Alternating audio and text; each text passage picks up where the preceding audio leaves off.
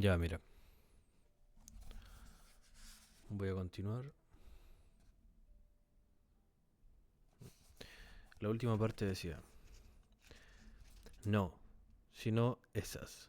Y sería ridículo que tuviesen sin cesar en los labios los nombres que expresan el parentesco, sin cumplir los deberes consiguientes, dijo. Por lo tanto, este será el estado en el que, como dijimos antes, cuando sobrevenga un bien o un mal a alguno, dirán todo más a la par. Mis cosas van bien o mis cosas van mal. Es muy cierto, dijo. No hemos añadido que, como resultado de esta convicción y de esta manera de hablar, habría entre ellos comunidad de placeres y de penas. Con razón, lo hemos dicho.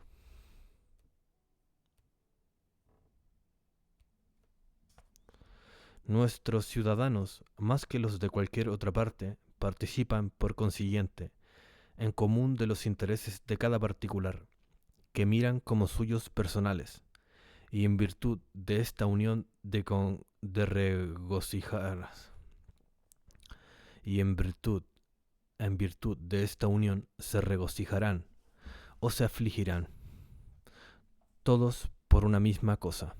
Muy cierto.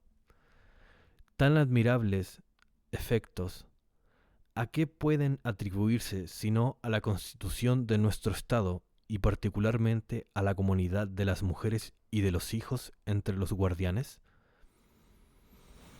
No pueden atribuirse a ninguna otra causa, dijo, pero ya hemos reconocido cuál era el mayor bien para un Estado y hemos comparado sobre este punto un Estado bien gobernado con el cuerpo, cuyos miembros experimentan a la vez el placer y el dolor de un solo miembro.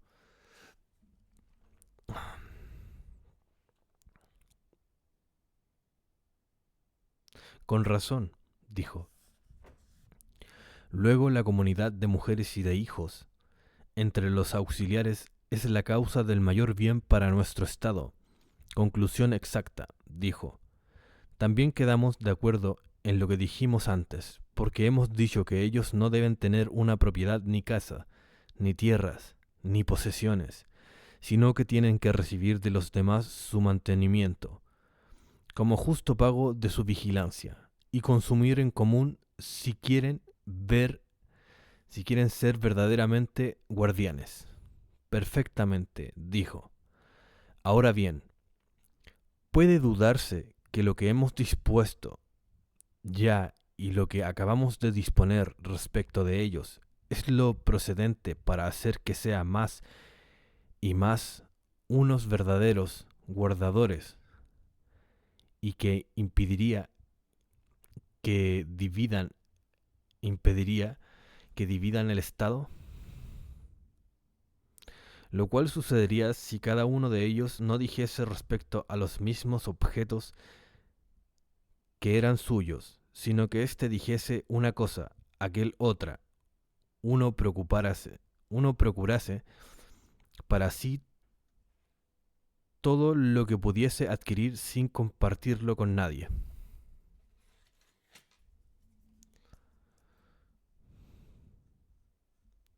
Ahora bien, puede dudarse de lo que hemos dispuesto ya y lo que acabamos de disponer respecto de ellos es lo procedente para hacer que sea más y más unos verdaderos guardadores y que impediría que dividan el Estado, lo cual sucedería si cada uno de ellos no dijese respecto a, a los mismos sujetos nuevamente. Ahora bien, puede dudarse que lo que hemos dispuesto ya y lo que acabamos de disponer respecto de ellos es lo procedente para hacer que sean más y más unos verdaderos guardadores y que impediría que dividan el Estado, lo cual sucedería si cada uno de ellos no dijese respecto a los mismos objetos que eran suyos, sino que éste dijese una cosa, aquel otra, uno procurase para sí todo lo que pudiese adquirir sin compartirlo con nadie, otro hiciese lo mismo a su vez, y cada uno tuviese aparte sus mujeres y sus hijos, que serían para ellos necesariamente una fuente de placeres y de penas que ninguno otro sentiría?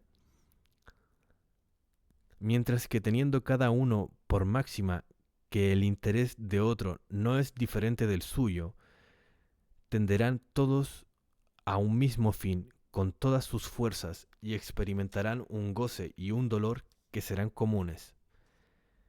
Esto es incontestable, dijo. De este modo, ¿qué cabida tendrán las demandas y los procesos en un estado donde nadie tendrá más propiedad que su cuerpo y donde todo lo demás será común?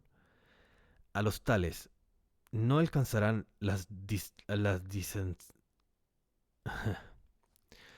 a los tales no alcanzarán las disensiones que nacen entre los hombres para la posesión de sus bienes y de sus mujeres y de sus hijos. Forzosamente, dijo, ¿estarán exentos de todos estos males? No conocerán tampoco los procesos por violencia y ultraje, porque les diremos que es justo y bueno que las personas de una misma edad se defiendan recíprocamente, y les impondremos como un deber el proveer a la seguridad de sus cuerpos. Muy bien, dijo. Esta ley tendrá de bueno también, añadí, que si alguno en el primer movimiento de la cólera maltrata a otro, este choque no tendrá mayores consecuencias, sin duda, porque daremos al de más edad autoridad sobre el más joven con el derecho de castigarle. Eso es evidente. No lo es menos, creo yo, que los jóvenes no se atreverán sin una orden expresa de los magistrados ni a poner la mano en los ancianos, ni a hacerles ninguna especie de violencia, ni a ultrajarles en ninguna ocasión. El temor y el respeto son dos guardianes poderosos que los contendrán. El respeto mostrándoles que es un padre a quien intenta ofender, el temor haciéndoles recelar que los demás tomen la defensa del ofendido. Estos en calidad de hijos, aquellos en calidad de hermanos y de padres. Estos en calidad de hijos, aquellos en calidad de hermanos y de padres. Así ha de ocurrir, en efecto, dijo. Nuestros hombres gozarán, por lo tanto, de una paz inalterable en virtud de las leyes. Gran paz, en efecto, suprimidas, pues, las reyertas entre estos. No hay que temer que se introduzca la discordia entre ellos y las demás clases de ciudadanos, ni que divida tampoco a estas últimas. No, ciertamente. Esta fuerza está fuera. No, ciertamente, está fuera de lugar. Ah, puta la wea, weón. ¿Por qué, weón? Nuevamente, gran paz en efecto, suprimidas, pues, las reyertas entre estos. No hay que temer que se introduzca la discordia entre ellos y las demás clases de ciudadanos, ni que divida tampoco a estas últimas. No. Es que no entiendo la weá. No entiendo, mira, dice. No hay que temer que se introduzca la discordia entre ellos y las demás clases de ciudadanos, ni que divida tampoco a estas últimas. Y las demás clases, es como la que estaba hablando antes. No, ciertamente, está fuera de lugar entrar en detalles sobre los males menores de que se liberan. Los pobres no se verán obligados a adular a los ricos, no se experimentarán los obstáculos ni los disgustos que llevan consigo la educación de los hijos y el ansia de amontar riquezas, que obligan a sostener un gran número de esclavos y a tomar para ellos crecidos préstamos, algunas veces a negar las deudas y casi siempre adquirir dinero sin reparar en los medios para dejarlos después a disposición de las mujeres y de los esclavos y confiarles la administración. ¡Qué bajeza en todo esto, mi querido amigo! Lamentables e indignantes de repetirse. Sería preciso ser ciego para no verlo, dijo.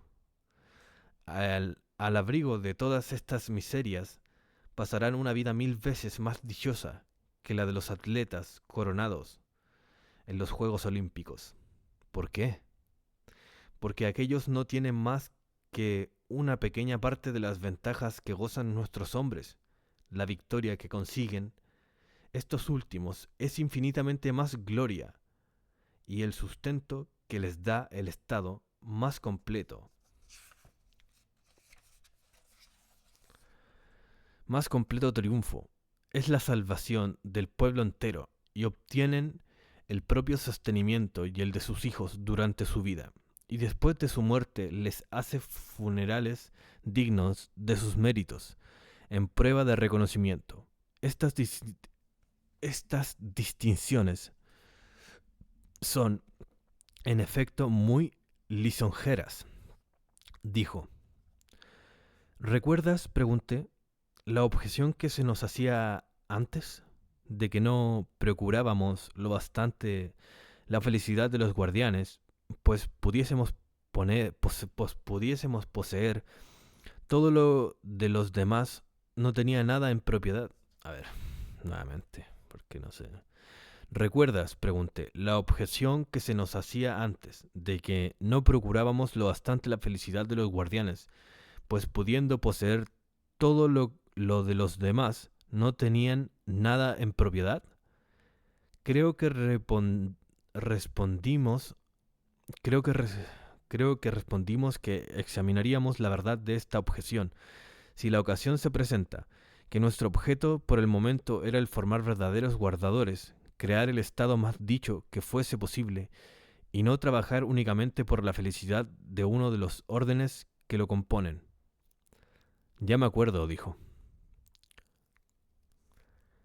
¿Te parece ahora que la condición del zapatero, del labrador o de cualquier otro artesano puede compararse con la de nuestros auxiliares, que acaba de parecernos más honrada y más feliz que la de los atletas que han ganado el premio? No me parece, dijo. Por lo general es muy justo que yo repita ahora lo que dije entonces. Si el guardián busca una felicidad que le hace perder el carácter de su empleo, si, descontento de las ventajas modestas, pero ciertas, que su estado le procura, se deja seducir por ideales pueriles y quiméricos de felicidad hasta el punto de servirse del poder con que le hemos revestido para hacerse dueño de todo en el Estado, conocerá entonces con cuánta razón Hesiodo ha dicho que la mitad es más que el todo. Si quiere creerme, se mantendrá en su condición, dijo. ¿Apruebas, por consiguiente, que todo sea común entre los hombres y las mujeres? De la manera que acabo de explicar, en todo lo relativo a la educación, a los hijos y a la guarda de los otros ciudadanos, de suerte que permanezcan ellas con ellos en la ciudad, que juntos vayan a la guerra y que compartan como hacen las hembras de los perros, las fatigas de las vigilias y de la caza, en una palabra que vayan a medias, en cuanto sea posible, en todas las empresas con ellos, institución que no es contraria a la naturaleza del hombre y de la mujer, pues que ambos están destinados a vivir en común. Convengo en ello, dijo. Por consiguiente, solo resta examinar, dijo, dije. Solo recta examinar, dije. Si es posible establecer entre los hombres esta comunidad que la naturaleza ha establecido,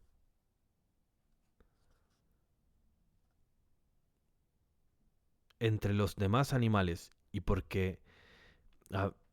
consiguiente, solo resta examinar, dije. Si es posible establecer entre los hombres esta comunidad que la naturaleza ha establecido entre los demás animales, y por qué medio se podrá conseguir. Te me has adelantado. Iba a hablarte de eso, dijo. Porque, con respecto a la guerra, señalé, se comprende bien cómo la han de hacer. ¿Cómo? Preguntó. Es evidente que la harán en común y que llevarán consigo aquellos hijos que sean bastante robustos para soportar la fatiga de la misma, a fin de que, a ejemplo de los artesanos, vean, desde luego, lo que un día tendrán que hacer ellos mismos, y además, que ayudan a sus padres y madres, haciéndole los servicios que estén a su alcance en todo lo relativo a la guerra. ¿Has observado lo que se practica en todos los demás oficios? ¿Cuánto tiempo, por ejemplo, no pasa el hijo del alfarero ayudando a su padre y mirando cómo trabaja antes de tocar la rueda él mismo? Lo he observado. Y han de poner más empeño estos alfareros en educar a sus hijos que los guardianes a los suyos, con la práctica y observación de lo propio de su oficio.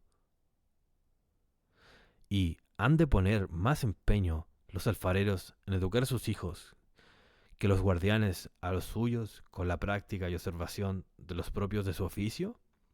Sería una extravagancia, dijo. ¿No es también cierto que todo animal combate con más valor cuando sus hijos están presentes? Sí, pero es de temer, Sócrates, que si llegan a ser vencidos, como puede muy bien suceder, perezcan ellos y sus hijos en el combate, y que el Estado no puede reparar la pérdida. Convengo en ello, dije. Pero, ¿crees que nuestro primer cuidado debe ser el no exponerlos nunca a ningún riesgo? En modo alguno. Y si se presenta la ocasión de hacerlo, ¿no será esto cuando, si el resultado es próspero, se hagan mejores? Es evidente. ¿Crees que sea poca ventaja y que no merezca correr algún riesgo el que jóvenes que han de llevar algún día las armas asistan a un combate y sean testigos de lo que allí pasa? Creo, por el contrario, que es una gran ventaja desde este punto de vista. Se hará, pues, a los hijos espectadores de los combates, sin perjuicio de proveer a su seguridad en forma conveniente, y todo marchará bien. ¿No es así? Sí. Por lo pronto, sus padres sabrán prever, en cuanto es posible al hombre, cuáles son las cosas peligrosas y las que no lo son. Naturalmente, dijo, conducirán a sus hijos a las una, conducirán a sus hijos a las unas, y no los expondrán a las otras. Exacto. Les darán por el jefe y conductores, dije, a hombres no dignos, sino de edad madura y de una experiencia consumada para dirigir a los niños. Así debe ser. Pero se dirá que ocurren todos los días 1000 accidentes imprevistos. Sí, por cierto. Y bien, amigo mío, para preservar a los hijos de todos los percances, para preservar a los hijos de todos los percances, es preciso darles desde muy temprano alas para que puedan escapar de los peligros volando. ¿Qué quieres decir con eso?, preguntó.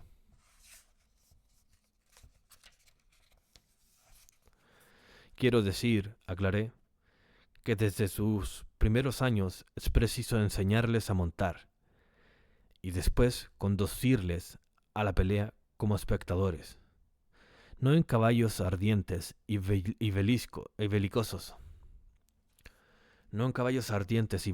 sino en caballos dóciles y muy ligeros en la carrera. De esta manera verán muy bien lo que tienen que ver, y si el peligro apura, se salvarán fácilmente con sus ayos veteranos. Me parece bien ese recurso, dijo. Ahora, ¿qué disciplina estableceremos para la guerra y cómo se servirán los soldados de ella respecto al enemigo? Mira si pienso o no con acierto sobre estos dos puntos. Explícate, dijo. No es conveniente que el que por cobardía abandone las filas, arroje el escudo o cometa cualquier otro hecho indigno de un hombre de corazón degradado, que un hombre de corazón sea degradado y relegado entre los artesanos a labradores? Sin duda, que se abandone al enemigo como trofeo de guerra al que haya caído vivo en sus manos para que haga de él lo que quiera. Sin duda, en cuanto al que se haya distinguido por su bravura, ¿no crees muy justo que los guerreros jóvenes y los hijos pongan sucesivamente una corona sobre su cabeza en el mismo campo de batalla? Sí. ¿Qué más? ¿Que le den la mano? También. Se me figura que no vas a admitir lo que voy a decir ahora, agregué. ¿Qué es? Que todos lo besen y sean por él besados. Ay, bueno. ¿Por qué, weón? Porque estoy vivo, weón. Porque tengo que leer toda esta weá. Vamos a leerlo de nuevo. En cuanto al que se haya distinguido por su bravura, ¿no crees muy justo que los guerreros jóvenes y los hijos pongan sucesivamente una corona sobre sus cabezas en el mismo campo de batalla? Sí. ¿Qué más? ¿Que les den la mano? También. Se me figura que no vas a admitir lo que voy a decir ahora. Agregué. ¿Qué es? Que todos lo besen y sean por él besados. Consiento en ello con todo mi corazón, y a esto añado, dijo, que mientras dure la campaña a nadie sea permitido rechazar sus besos. Mientras dure la campaña a nadie sea permitido rechazar sus besos. Será para todos los que amen a alguien, sea de un sexo o de otro, un aliciente para esforzarse con más ardor por merecer el premio del valor. Muy bien, eso conviene perfectamente, dije. Con lo que hemos dicho antes, de que es preciso dejar a los ciudadanos de más mérito la libertad de aproximarse a las mujeres con más frecuencia que a los demás y de escoger aquellas que se les parezcan, a fin de que su raza sea tan numerosa cuanto sea posible. Recuerdo que hemos dicho eso, dijo. Homero quiere también que los guerreros jóvenes, que se distinguen por la bravura, sean honrados de otra manera. Dice que, después de un combate en que Ajax se haya distinguido, se le sirvió para honrarle el ancho lomo de la víctima, como una recompensa acomodada a un joven y valiente guerrero, puesto que era a la vez una distinción y en medio de aumentar su fuerza. Muy bien. Y un medio de aumentar su fuerza. Bueno, nuevamente. Homero quiere también que los guerreros jóvenes, que se distingan por su bravura, sean honrados de otra manera. Dice que después de un combate en que Ajax se había distinguido, se le sirvió para honrarle el ancho lomo de la víctima, como una recompensa acomodada a un joven valiente guerrero, puesto que era a la vez una distinción y un miedo, puesto que era a la vez, se le sirvió para honrarle el ancho lomo de la víctima. Es que me deja pensando, ¿cachai? Porque como que estoy intentando leer la wea, como procesarlo. Pero dice que después de un combate, el que Ajax en... Mira, me da como dislexia, aparte que no sé por qué estoy hablando tan mal últimamente. Man. Como que no, mis cuerdas vocales se cansaron. Mira de nuevo. Homero quiere también que los guerreros jóvenes que se distinguen por su bravura sean honrados de otra manera. Dice que después de un combate en que Ajax se había distinguido, Se le sirvió para honrarle el ancho lomo de la víctima como una recompensa acomodada a un joven valiente guerrero, puesto que era a la vez una distinción y un medio de aumentar sus fuerzas. Muy bien, dijo. ¿Pero qué se lo comió, cachai? Como que lo mató y se lo comió. Porque se le sirvió para honrarle el ancho lomo de la víctima. No sé. Se puso caníbal. O sea, es que ni siquiera sé si estoy leyendo bien, weón. Esa weá me molesta. Me molesta caleta esa weá. En este punto seguiremos, pues, la autoridad de Homero, dije. En los sacrificios y en las fiestas se celebrarán con cantos las empresas de los guerreros. Se les dará asientos preferentes, carnes y copas rebosantes, distinciones, todas propias a la vez para lisonjearles, lisonjearlos. Ya mira.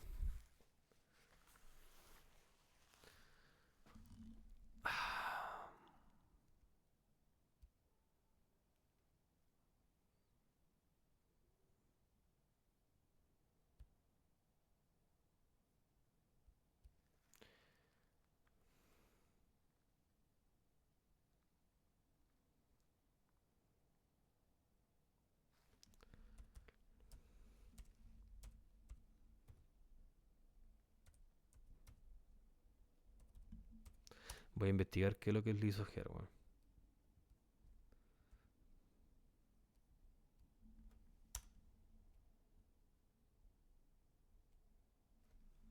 No me sale nada.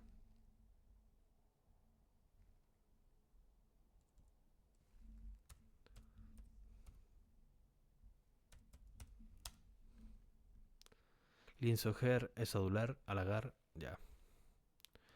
Puta la weá, pérdida de tiempo. En este punto seguiremos, pues, la autoridad de Homero, dije. En los sacrificios y en las fiestas se celebrarán con cantos. Eran en los audífonos, por eso, no escuchaba bien mi voz, weón. Y no entendía que estaba diciendo, que soy ahueonado. No sé para qué ocupo audífonos si no estoy escuchando nada. En este punto seguiremos, pues, la autoridad de Homero, dije. En los sacrificios y en las fiestas se celebrarán con cantos las empresas de los guerreros.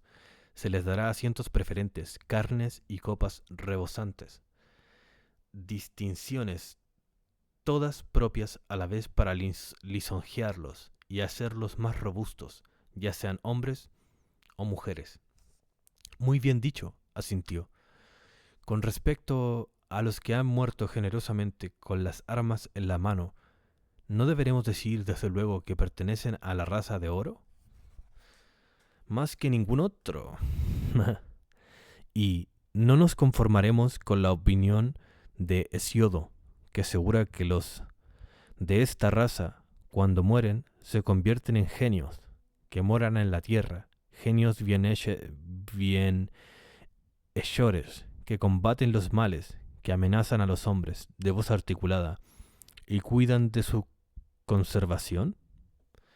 Es chistoso como intentan hacerte creer que morir en batalla por tu ejército o por un reino o cualquier wea es la gran mierda, cuando en realidad estáis muriendo por una cachada de políticos que están regalando tu vida.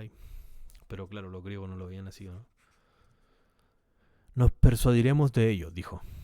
Así pues, resultaremos el oráculo sobre el culto funerario que debe darse a estos hombres superiores y divinos, y arreglaremos las ceremonias conforme a las respuestas que nos dé. ¿Qué habremos de hacer si no? ¿Qué habremos de hacer si no? Los honraremos como genios tutelares y les dirigiremos nuestras súplicas sobre su tumba. Los mismos honores dispensaremos a los que mueran por enfermedad o por vejez después de haber pasado su vida en el ejercicio de las más nobles virtudes. Es justicia hacerlo, dijo. Pero, ¿cuál será, además, la conducta de nuestros guerreros respecto del enemigo? ¿En qué? En primer lugar, en punto a la esclavitud. Se parece justo que los griegos...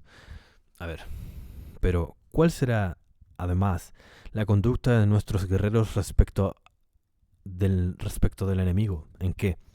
En primer lugar, en punto a la esclavitud. ¿Te parece justo que los griegos reduzcan a la servidumbre a ciudades griegas?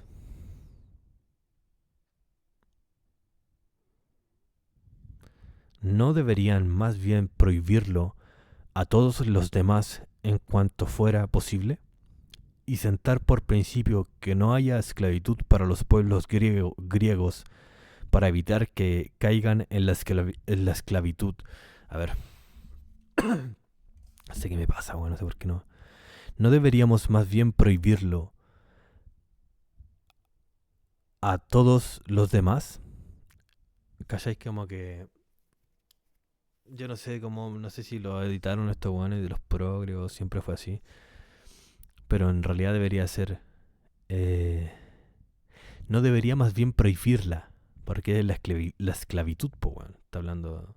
La esclavitud. La esclavitud. Tú no podéis decir prohibirlo. Porque no podéis prohibirlo la esclavitud, po, weón. Entonces esto, bueno, es... ¡Ay, qué desagradable! En primer lugar, en punto a la esclavitud. ¿Te parece justo que los griegos reduzcan a la servidumbre a las ciudades griegas?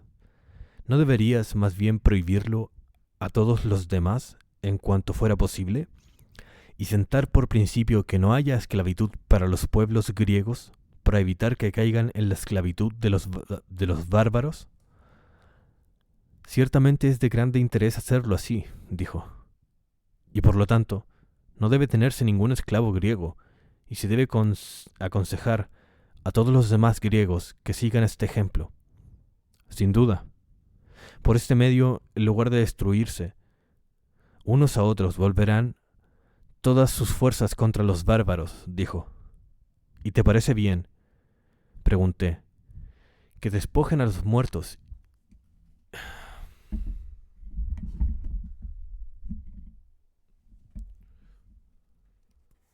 Que despojen a los muertos y que quiten a sus enemigos vencidos otra cosa que sus armas.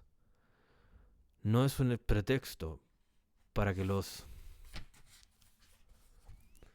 cobardes dejen de atacar a los que aún se defienden, haciéndose como que cumplen un deber cuando están inclinándose sobre los cadáveres para despojarlos. Por otra parte, esta codicia por el botín ha sido ya funesta a más de un ejército, es cierto, y no es una bajeza y una concupiscencia innoble el despojar a un muerto, no es una pequeñez de espíritu que apenas sería perdonable a una mujer el tratar como enemigo al cadáver del adversario cuando la calidad de enemigo ha desaparecido, quedando solo el instrumento de que se servía para combatir. Los que obran de esta manera hacen lo que los perros, que muerden la piedra que los ha herido sin hacer ningún mal a la mano que la ha arrojado, ni más ni menos, convino. Por lo tanto, hay que acabar con el despojo de los muertos y con el rehusar al enemigo el permiso para llevárselos. Hay que acabar por Zeus, dijo. Hay que acabar por Zeus, dijo. Tampoco llevaremos a los templos de los dioses las armas de los vencidos, sobre todo si son griegos, como para hacer con ellas ofrendas. Si en algo apreciamos la benevolencia de los demás griegos, temeríamos manchar los templos adornándolos con los despojos de nuestros vecinos, a menos, sin embargo, que la divinidad disponga lo contrario. Muy bien, dijo. ¿Qué piensas de la devastación del territorio griego y del incendio de las casas? ¿Qué harán tus soldados respecto a los enemigos? Deseo saber tu opinión en este punto, dijo. Mi opinión es que no se debe devastar ni quemar, y si contentarse, con tomarles todos los granos y frutos del año. ¿Quieres saber la razón? Con mucho gusto. Me parece que así como la guerra y la discordia tienen dos nombres diferentes, son también dos cosas distintas que hacen relación a dos objetos también diferentes. La una se da en lo que está unido, la una se da en lo que está unido a nosotros por lazos de la sangre y de la amistad, y la otra en lo que nos es extraño. La enemistad entre allegados se llama discordia, entre extraños se llama guerra. No vas errado en lo que dices, admitió. Mira, si lo que voy a decir no es lo si lo que voy a decir no lo es tampoco, digo que los griegos son entre sí allegados y parientes y extranjeros respecto a los bárbaros. Bien dicho, señaló. Por consiguiente, cuando entre griegos y bárbaros surja cualquier desvanecencia, cuando entre griegos y bárbaros surja cualquier desavenencia, y vengan a las manos esas... A ver. Debe ser como un conflicto, ¿cachai? Surja cualquier conflicto, desavenencia. Me desagrada. Empiezo a meter weá al weón para dárselas de bio. Desavenencia.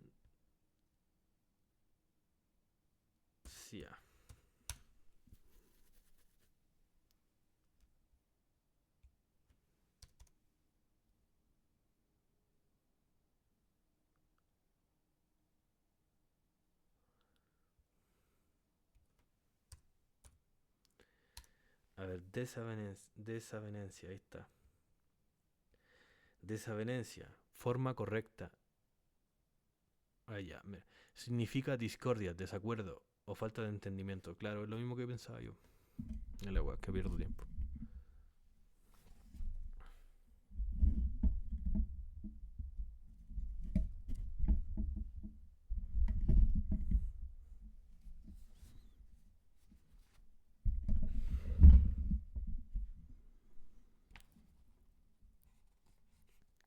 Ya, por consiguiente, cuando entre griegos y bárbaros surja cualquier desavenencia y vengan a las manos, esa, en nuestra opinión, será una verdadera guerra.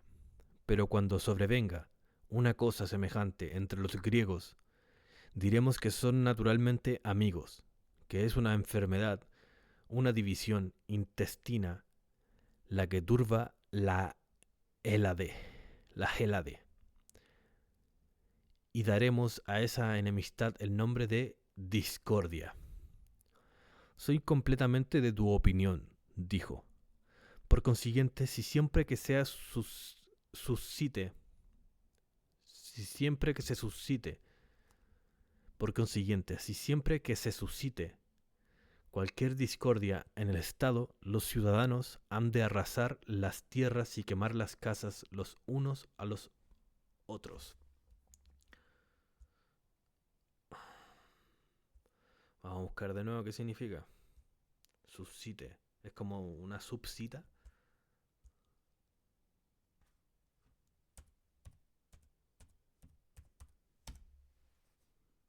Subsite es una forma conjugada del verbo suscitar, que significa provocar, causar, como que se me enreda la lengua donde no puedo leer bien. Otros considera, te lo suplico. Mira, por consiguiente, si siempre que se suscite cualquier discordia en el Estado, los ciudadanos han de arrasar las tierras y quemar las casas los unos a los otros. Considera, te lo suplico, cuán funesto sería y cuán poco sensible se mostraría cada partido a los intereses de la patria, si la miraran como su madre y como su nodriza. ¿Cometerían contra ellas tales excesos?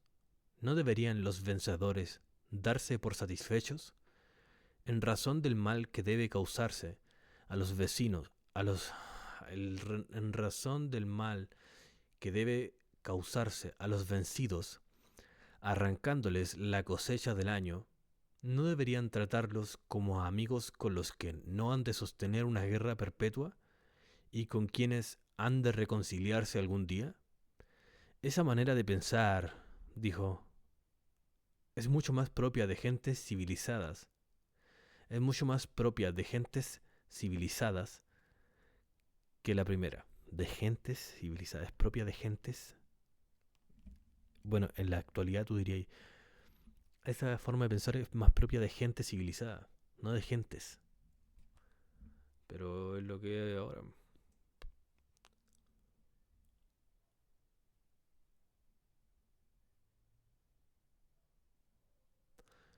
Esa forma de pensar es mucho más propia de gente civilizada que la primera. ¿Pero qué? ¿No es un estado griego el que intentas fundar? Pregunté. Tiene que serlo, repuso. Los ciudadanos de este estado no han de ser buenos y civilizados. Bien cierto. ¿No han de ser también amigos de la Gelade? No sé qué es la Gelade. Gelade. No la mirarán. A ver, hay que investigar, pues, si no, ¿para qué leemos esta web? Pues, ¿cachai? Si da lo mismo las visitas y toda esa web.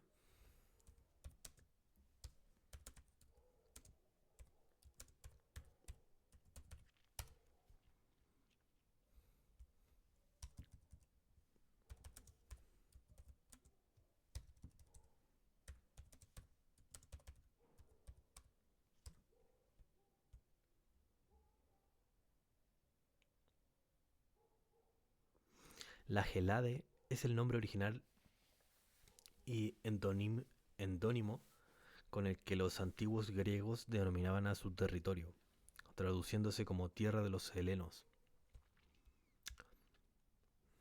Una wea, una de las mil weas. ¿Pero qué? ¿No hay, no han de ser también amigos de la Gelade? ¿No la mirarán como la patria común? ¿No tendrán la misma religión que los otros no tendrán la misma religión que los otros griegos? Sin duda, igualmente. Luego sus desavenencias con los demás griegos las considerarán como discordias y no les darán el nombre de guerras. No, y en estas desavenencias deberán conducirse teniendo en cuenta que llegará un día en que se reconciliarán con sus adversarios. A buen seguro, los traerán suavemente a la razón, sin que para castigarlos tengan necesidad de hacerlos esclavos ni aniquilarlos. Los corregirían, los corregirán como amigos para hacerlos prudentes y no como enemigos. Así lo harán, dijo.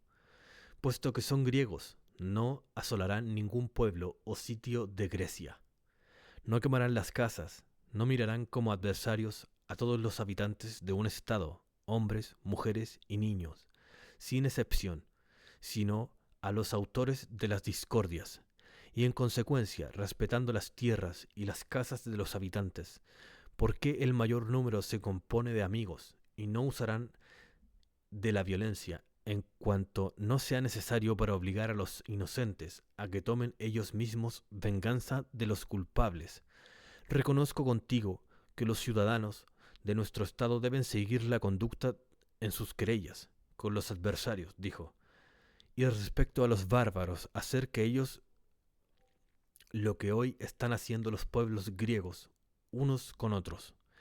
Así pues, así pues, prohib- prohibimos, así pues prohibimos a nuestros guardianes por una ley expresa las talas y los incendios de casa.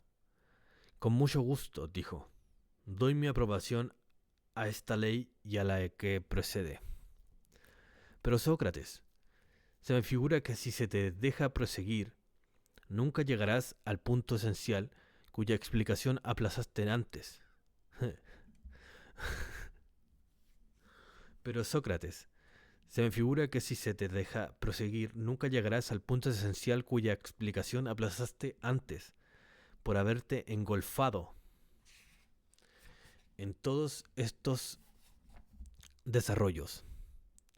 Se trata de saber si un estado semejante es posible y cómo lo es, convengo en que todos los bienes de que has hecho mencionar se encontrarían en nuestro estado, si pudiese existir.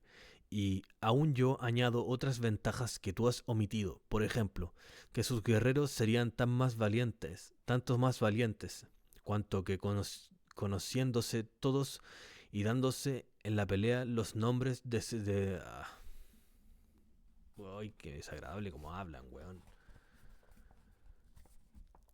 Y aún yo añado otras ventajas que tú has omitido. Por ejemplo, que sus guerreros serían tanto más valientes, cuanto que conociéndose todos y dándose en la pelea los nombres de hermanos, de padres y de hijos, volarían los unos al socorro de los otros. También conozco que la presencia de la mujer los harían invencibles, sea que ellas combatan con ellos en las mismas filas, sea que se les coloque a retaguardia para imponer al enemigo y para servirse de ellas en un caso extremo.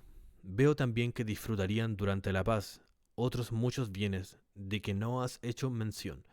Todo esto te lo concedo y otras 1000 cosas aún, si la ejecución corresponde al proyecto.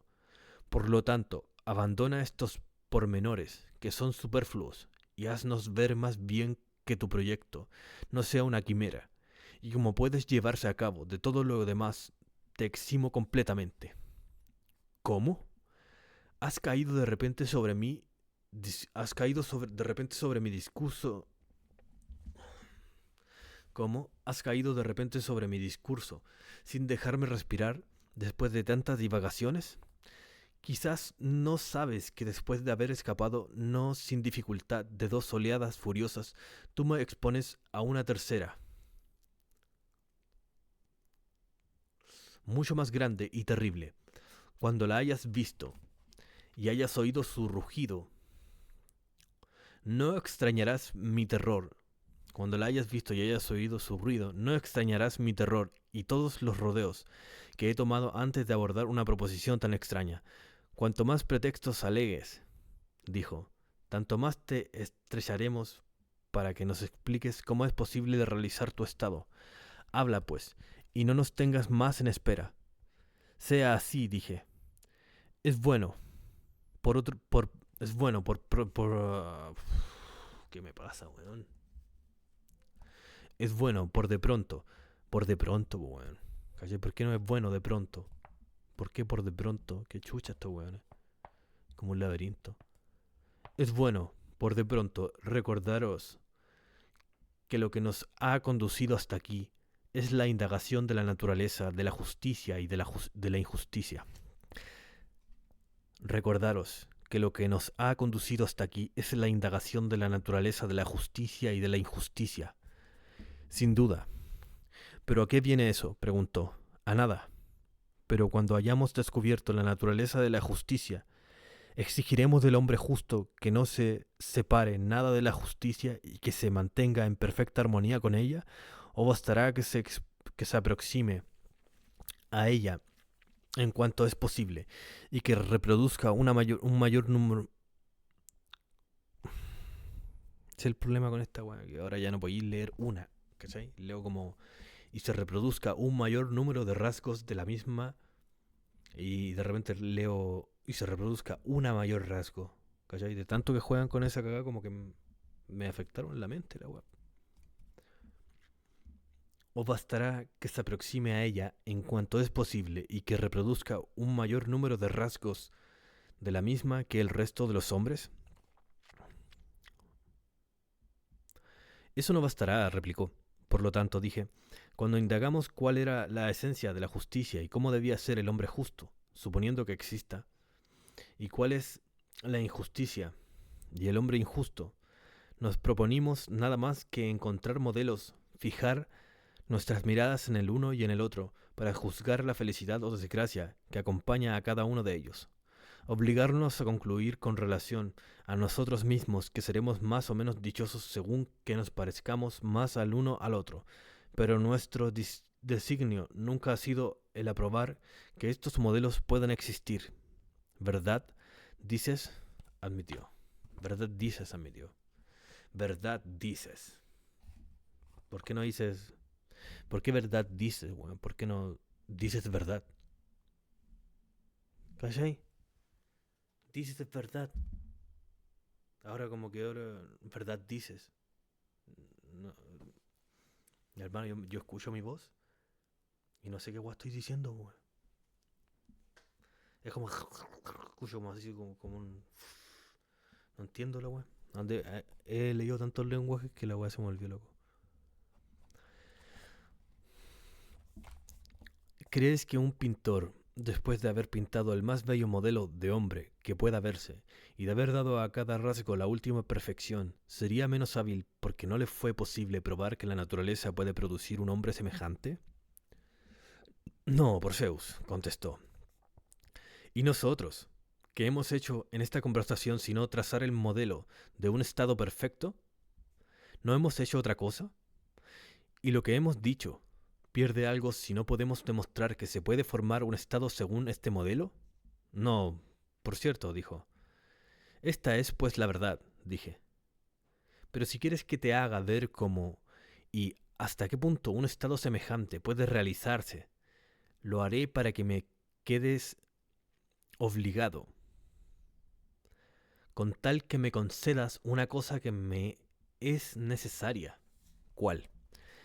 ¿Es posible ejecutar una cosa precisamente como se la describe? ¿No está por el contrario en la naturaleza de las cosas que la ejecución se aproxime menos a los verdaderos, que la ejecución se aproxime menos a lo verdadero que el discurso? Otros no piensan lo mismo, pero ¿tú qué dices? Soy de tu dictamen, dijo. No exijas, por tanto, de mí que realice con una completa precisión el plan que he trazado, y si puedo hacer ver cómo un Estado puede ser gobernado de una manera muy aproximada a la que he dicho, confiesa entonces que he probado. Como me exiges que nuestro Estado es posible, no te darás por satisfecho si llego a conseguirlo. Por mi parte lo estaré. Y yo también, dijo. Trataremos ahora de descubrir por qué los estados actuales están mal gobernados y qué cambio mínimo sería posible conducir en ellos para que su gobierno se hiciese semejante al nuestro. No cambiemos sino un solo punto a dos. No cambiemos un solo punto o dos. O, en todo caso, un pequeño número de los menos considerables por sus efectos. Muy bien, asintió. Encuentro que, con solo cambiar un punto, proseguí, ya puedes demostrar que los estados mudarían completamente su aspecto, mudarían completamente de aspecto. Es cierto que este punto ni es de poca importancia, ni se presenta fácilmente al cambio, aunque sí es posible. ¿Qué punto es ese? Preguntó. He aquí, repuse, que he llegado a lo que he comparado con la tercera oleada, pero aun cuando hubiese de verme agobiado y como sumergido en el ridículo, voy a hablar, escúchame. Habla, dijo.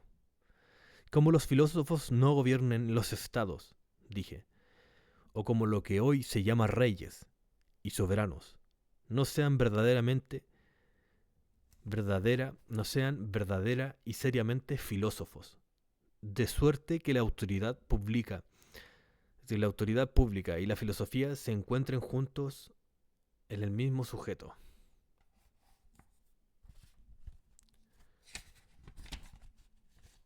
Y, como no se excluyan absolutamente del gobierno tantas personas que aspiran hoy a uno de estos dos términos con exclusión del otro, como todo esto no se verifique, mi querido Glaucón, no hay remedio posible para los males que arruinan los estados, ni para los del género humano, ni este estado perfecto, cuyo plan hemos trazado, aparecerá jamás sobre la tierra, ni verá la luz del día. He aquí lo que a muchas dudas, he aquí lo que a mucho duda, he aquí lo que a mucho dudaba, si debería decir, porque preveía que la opinión pública se sublevaría contra semejante pensamiento, porque es difícil concebir que la felicidad pública y la privada solo puedan realizar en un estado así. Solo se pueden realizar en un estado así. Al, al proferir un discurso semejante, mi querido Sócrates, exclamó, debes esperar que muchos, y entre ellos gente de gran mérito, se despojen, por decirlo así, de sus ropas, y armados con todo lo que se les venga a la mano, se arrojen sobre ti con todas sus fuerzas y dispuestos a todo. Si no lo rechazas con las armas de la razón, te vas a ver agobiado por sus burlas y recibirás el castigo de tu temeridad. ¿No serás también tú la causa si tal sucede? Pregunté. No me arrepiento, pero prometo no abandonarte, dijo. Y si apoyarte con todas mis fuerzas es decir, alentándote e interesándome en tus triunfos, quizás responderé yo a tus preguntas con más oportunidad que ningún otra hoy. De nuevo. Y si apoyarte con todas mis fuerzas, es decir, alentándote e interesándome en tus triunfos, quizás responderé yo a tus preguntas con más oportunidad que ningún otro. Y con este auxilio procura combatir a tus adversarios y hacerles ver que la razón está de tu parte. Lo haré, dije, puesto que me ofrece un auxilio que estimo en mucho, puesto que me ofrece un auxilio que estimo en mucho. Si queremos salvarnos de lo que si queremos salvarnos de los que nos atacan, me parece que es indispensable explicarles cuáles son los filósofos a quienes nos atrevemos a entregar el gobierno de los estados. Conocidos estos, podremos ya defendernos con más facilidad.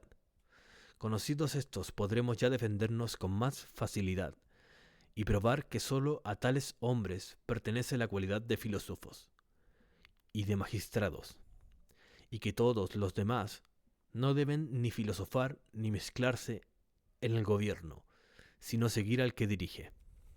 Ya es tiempo de que expliques tu pensamiento sobre este punto, dijo. Es lo que voy a hacer. Sígueme y repara si te conduzco bien. Vamos, dijo.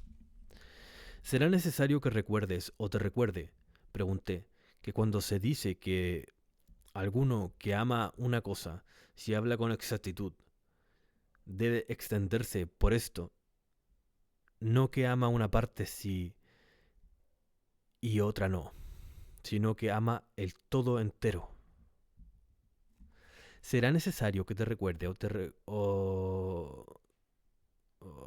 porque todo está al revés, weón, que molestia, weón. Será necesario que recuerdes o te recuerde, pero es al revés, ¿me entendí? La weá al revés, po.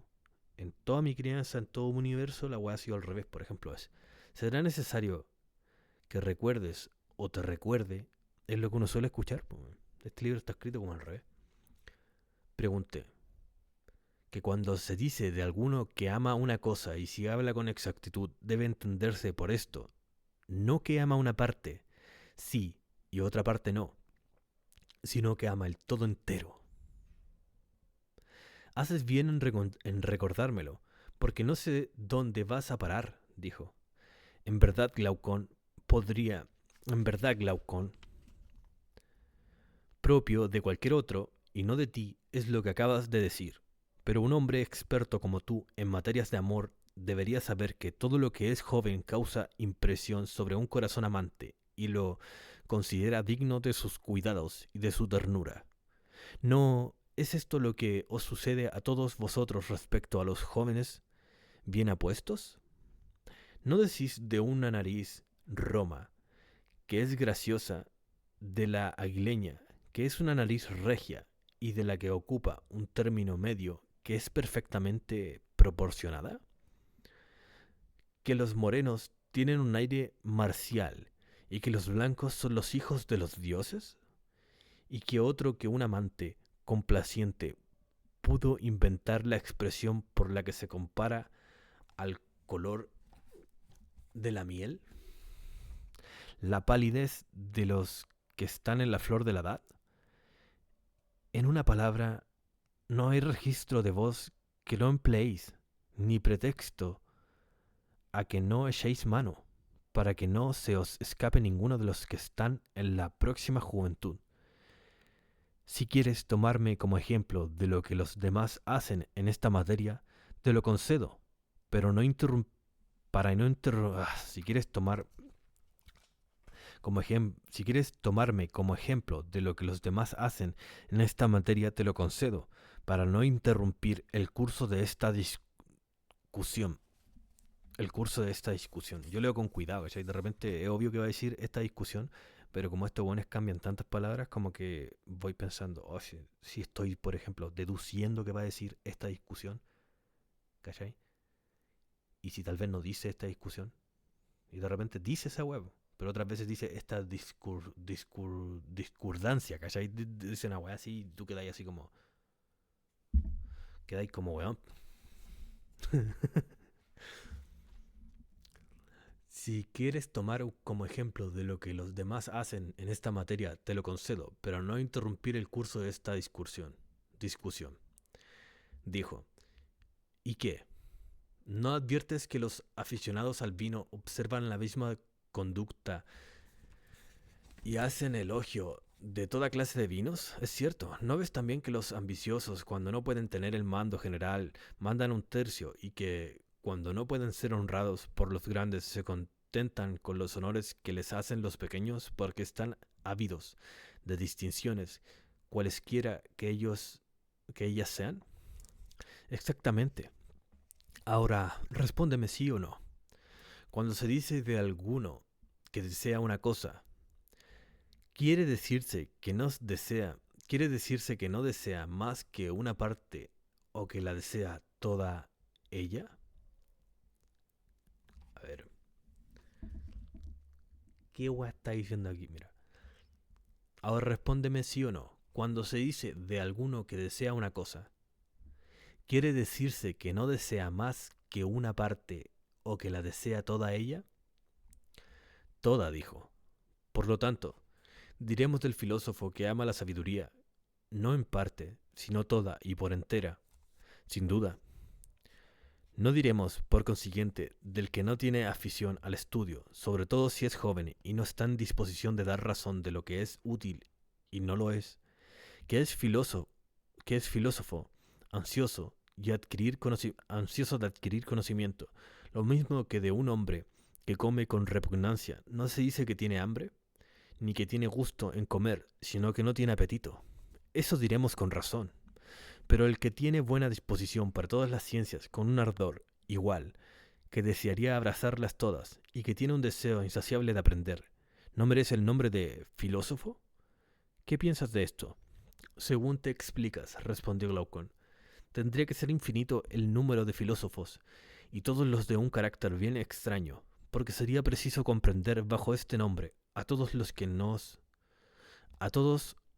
que son aficionados a los espectáculos, que también gustan de saber, y sería cosa singular ver entre los filósofos a esta gente que gustan de audición, y que ciertamente no asistirán con gusto a estas conversaciones, pero ¿qué tienen como alquilados los oídos para oír todos los coros y concurrir a todas las fiestas de Dioniso, sin falta, sin faltar a una sola, sea en la ciudad, sea en el campo?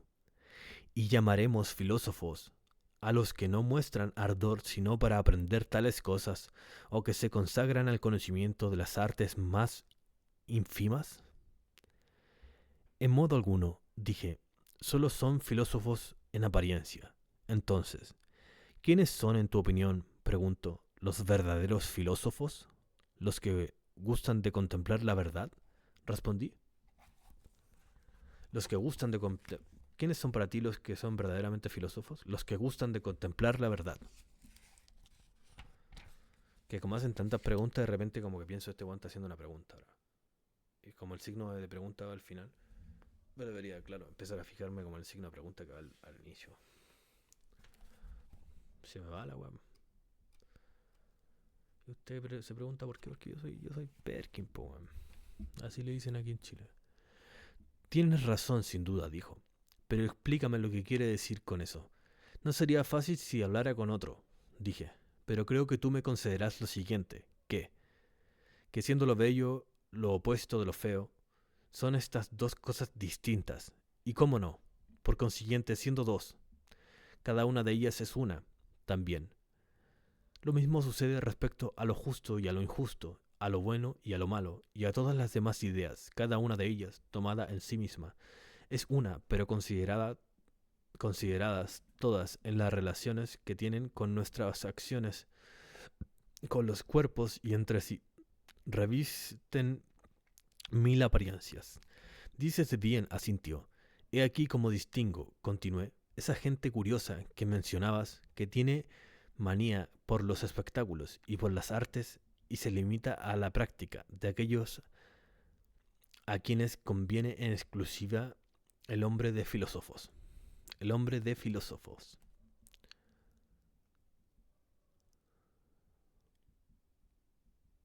¿Qué quieres decir?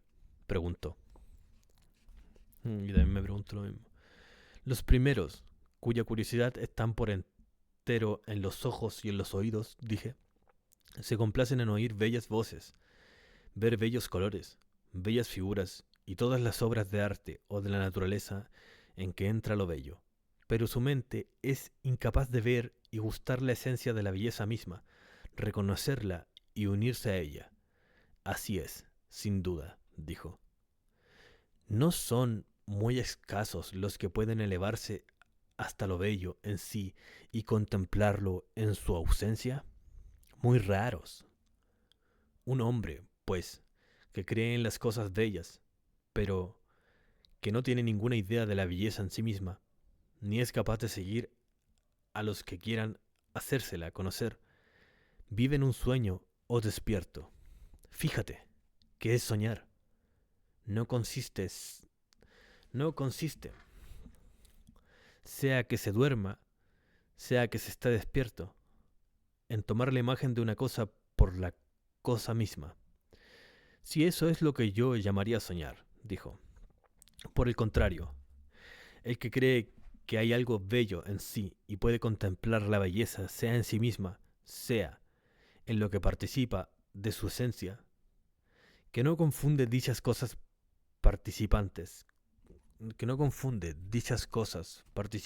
con lo bello de lo que participan, ni viceversa. Vive como un sueño o en vela.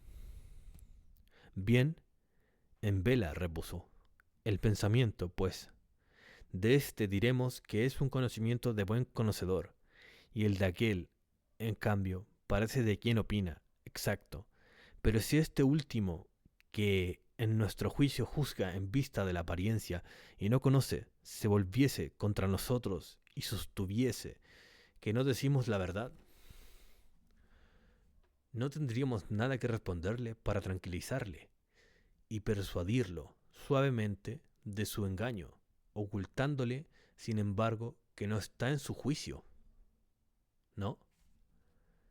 Así convendría hacerlo, dijo.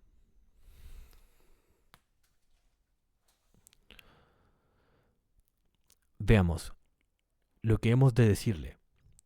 ¿Quieres que lo interroguemos, asegurándole que, lejos de tenerle envidia por su saber, si es que sabe, tendremos, por el contrario, la mayor satisfacción en oír a alguien que tenga conocimiento de algo?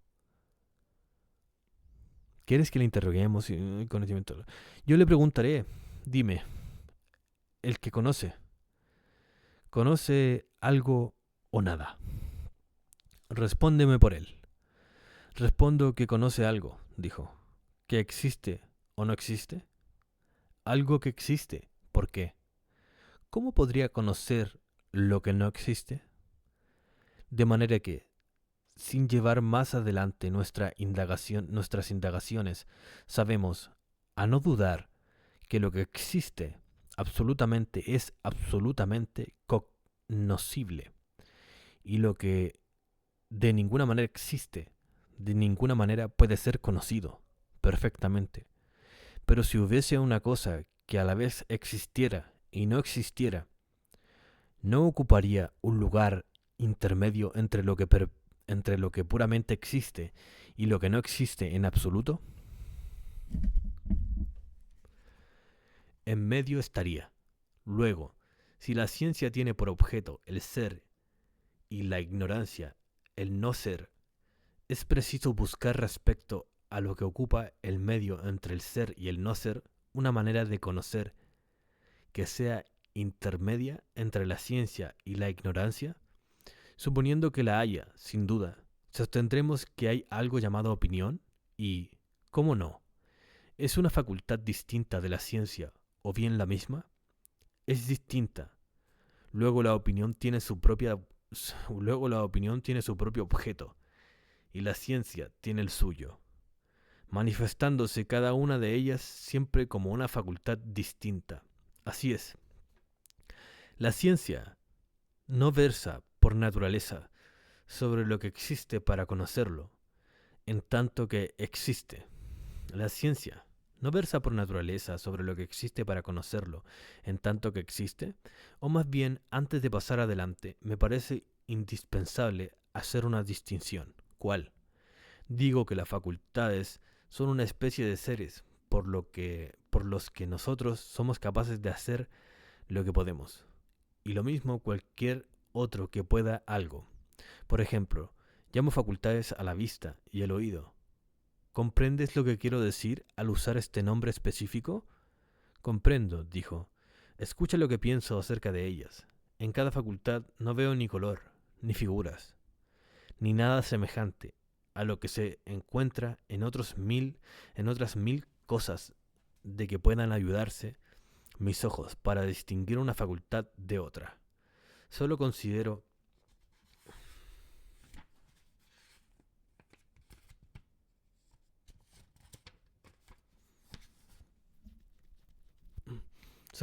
una de ellas Solo considero en cada una de ellas su destino y sus efectos. Y así es como la distingo. Llamo facultades idénticas a las que tienen el mismo objeto y producen los mismos efectos, y distintas a las que tienen objetos y efectos diferentes. ¿Y tú, cómo las distingues? De la misma manera, dijo. Ahora volvamos al punto principal. Coloca tú la ciencia en el número de la facultad o en otra especie de seres. Volvamos al punto principal. ¿Colocas tú la ciencia en el número de las facultades o en otra especie de seres? La miro como la más poderosa de todas las facultades, dijo. ¿Y la opinión? ¿Es también una facultad o bien alguna otra especie de ser? De ninguna manera. La opinión no es otra cosa que la facultad que tenemos de opinar. Pero tú confesaste antes que la ciencia difería de la opinión. Sin duda. Como un hombre sensato, dijo, podría confundir lo que es infalible con lo que no lo es.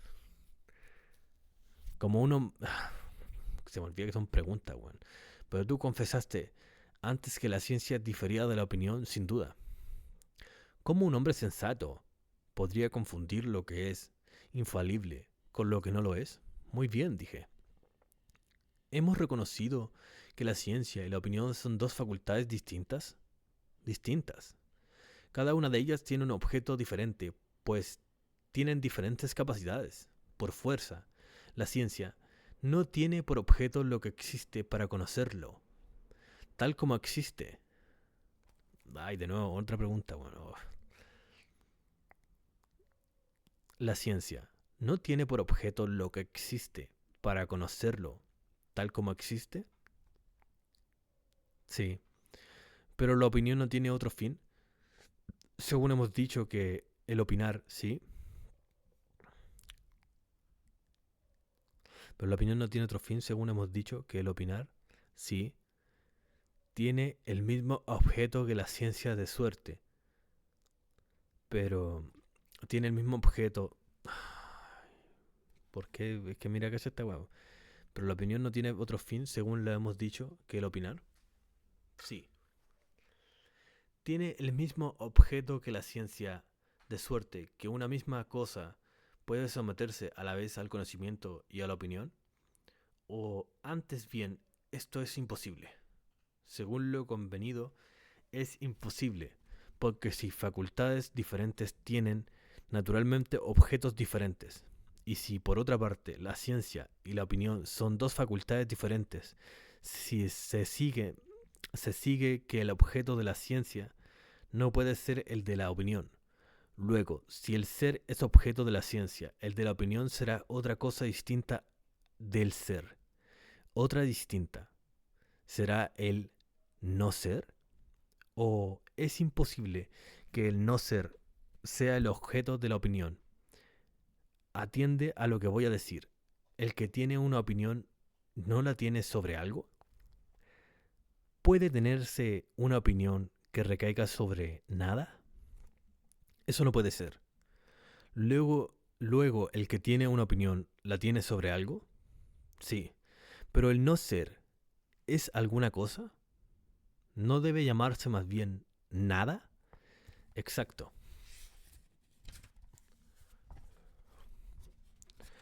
Por esta razón hemos designado al ser como objeto de la ciencia y el no ser como objeto de la ignorancia.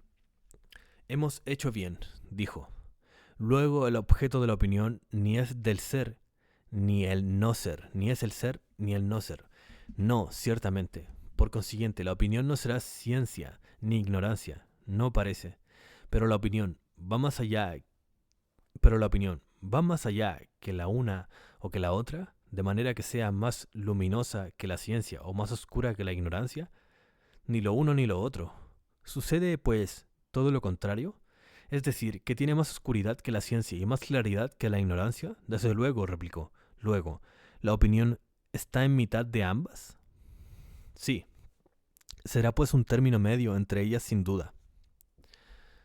Pero no dijimos antes que si encontrábamos una cosa que fuese y no fuese al mismo tiempo, esta cosa...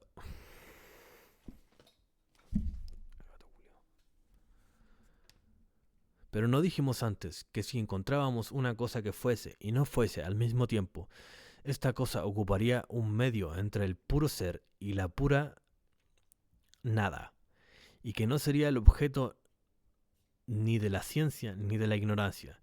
Y si de alguna facultad que juzgábamos intermedia entre la una y la otra, exactamente, ¿no acabamos de ver que esta facultad intermedia es lo que se llama opinión? Eso parece. Resta, pues, por investigar aquello que participa de ambas cosas, del ser y del no ser, y que propiamente no es ni lo uno ni lo otro, y si descubriéramos que este era el objeto de la opinión, entonces asignaríamos a cada una de estas facultades sus objetos, los extremos a los extremos, y el objeto intermedio a la facultad intermedia. ¿No es así? Sin duda. Sentado esto, ¿qué me responde ese hombre que no cree que haya nada bello en sí, ni que la idea de lo bello sea inmutable, y que sólo admite cosas bellas?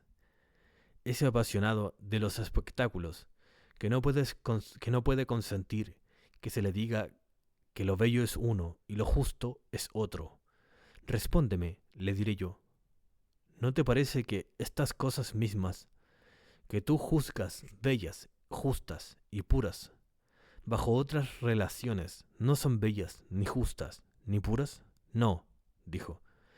Las mismas cosas examinadas diversamente parecen bellas y feas, y así sucede con lo demás, y la cantidad noble, y las cantidades dobles. ¿Acaso nos parecen menos veces mitades que dobles? Para nada.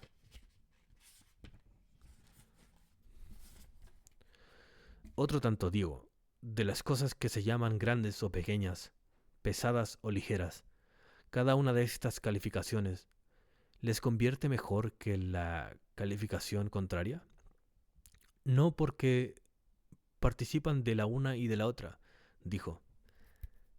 Estas cosas son más bien que no son aquello que se dice ser. Estas cosas son más bien que no son aquello que se dicen ser.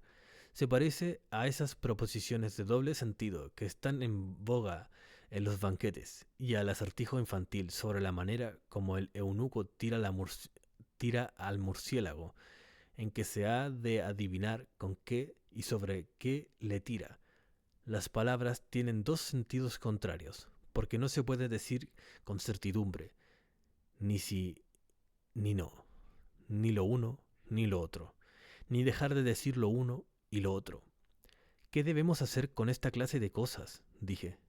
¿Y dónde puede colocarse mejor que entre el ser y el no ser? Porque en verdad, no parece más oscura que el no ser, para tener menos existencia que la verdad, para tener menos existencia que la nada, ni más luminosas que el ser para existir más que él. En el espacio, hemos visto, pues al parecer que este cúmulo de cosas a la que el vulgo atribuye... A ver, no parece más oscura que el no ser, para tener menos existencia que la nada, ni más luminosa que el ser para existir más que él. Cierto, dijo. Hemos visto, pues, al parecer que este cúmulo de cosas a las que el vulgo atribuye la belleza y demás cualidades semejantes ruedan, por el decirlo así, en el espacio que separa al puro ser de la nada. Lo hemos descubierto. Pero ya de antemano hemos convenido en que estas cosas que fluctúan entre el ser y la nada debían de ser el objeto, no de la ciencia, sino de la facultad intermedia de la opinión. Así convinimos. Por consiguiente, para los que ven la multitud de las cosas bellas, pero no distinguen lo bello en su esencia, ni pueden seguir a los que intentan demostrárselo, que ven la multitud de cosas justas, pero no la justicia misma, y lo mismo todo lo demás, diremos que todos sus juicios son opiniones y no conocimientos. Sin duda, dijo. Por el contrario, los que contemplan la esencia inmutable, idéntica a sí misma, de las cosas, tienen conocimientos y no opiniones. Es igualmente indudable. Unos y otros no gustan y abrazan estos las cosas que son objetos de la ciencia, y aquellos las cosas que son objetos de la opinión. ¿No recuerdas lo que dijimos de estos últimos, que se complacen en oír preciosas voces en ver que se complacen en oír preciosas voces, en ver preciosos colores, pero que no pueden sufrir que se les hable de la belleza absoluta como una cosa real? Me acuerdo, ninguna injusticia les haremos, por tanto, llamándoles amigos de la opinión, más bien que amigos de la sabiduría. ¿Crees que se enojarán con nosotros si los tratamos de esta manera? Si me creen, no lo harán, porque nunca es permitido ofenderse porque le digan a uno la verdad, dijo. Por consiguiente, será preciso dar el nombre de filósofos, y no el de amantes de la opinión, a los que se consagran a la contemplación de cada ser en sí. Totalmente de acuerdo.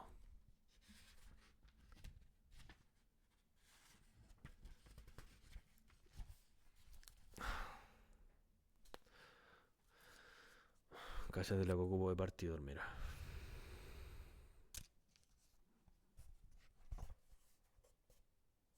Así de malo para el Catria.